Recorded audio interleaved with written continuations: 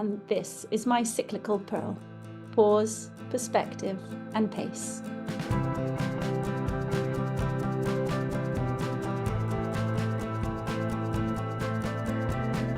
So the pearl that I've got for everybody today is called 3 Ps for a Pearl. And I have to confess, I feel somewhat of an imposter presenting this pearl, but it's my issue. You see, teaching is a second career for me. And even though I'm 14 years into an educational career, which now outweighs the 13 years I spent in governance and lobbying, I still find it hard to give myself permission to believe that here, alongside all of you, is where I belong. My CV has somewhat of a blind corner. I suspect my LinkedIn profile is a bit confusing. But here's the thing. As rounded humans, we are more than a scrolling of titles and accolades. We are bumps and bruises. We are challenges we have overcome. We are biases we have fought against. There are things that are always left unsaid in our resumes. These are the if you only knews. For me, the blind corner is the baby daughter who pivoted our lives so dramatically when she failed to thrive. She is the loss that steered me into teaching, that drives me to give of myself so fervently to our students, our parents, my colleagues, my team.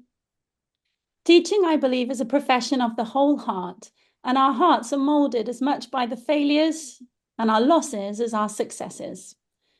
So here is my pearl for today.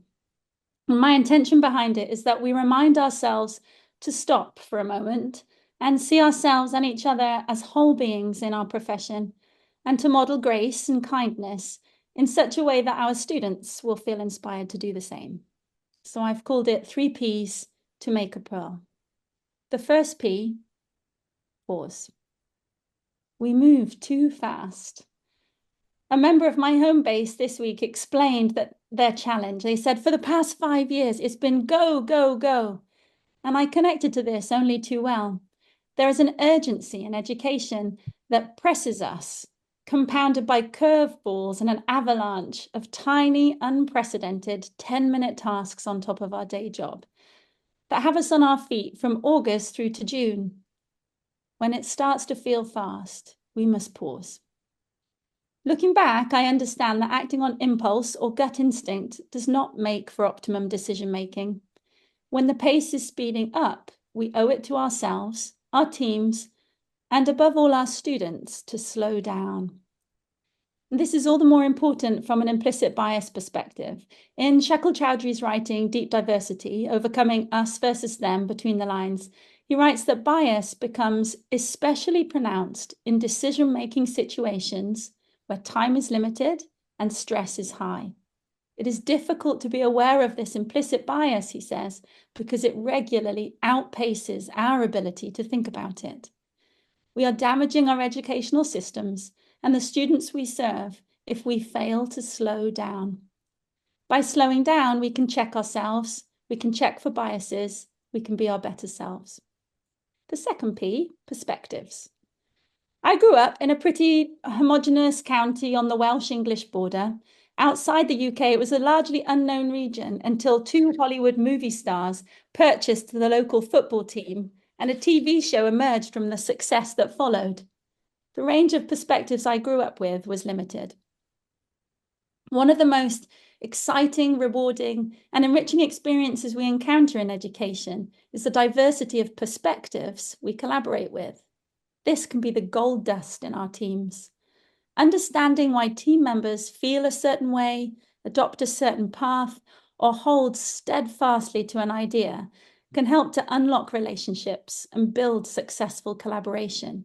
We are in the most fortunate of positions to work with colleagues and families of multiple nationalities and cultures. We must invest in the perspectives of our community around us, even if it clashes, especially if it conflicts.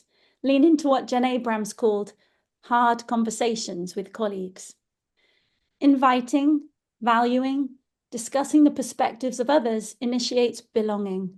Whether this is with students or colleagues, this is classroom diplomacy. It is the beauty of our international environment and how we can work to create global citizens. I genuinely believe if we model it from an early age, it is the path to a more peaceful world. But perspective isn't only culture. To return to what I said at the beginning, we are whole beings. We are the stressful morning before school, the child of an ailing parent, the overdue bill, the migraine, the parent of a struggling child, unpublished toddle posts, and we bring that energy with us in spite of ourselves.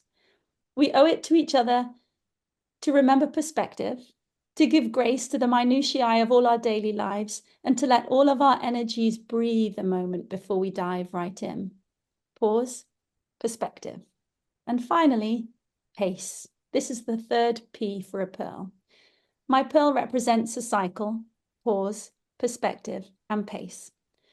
Pace is the precursor to pause.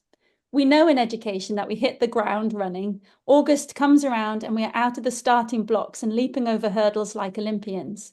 We work fast in international schools.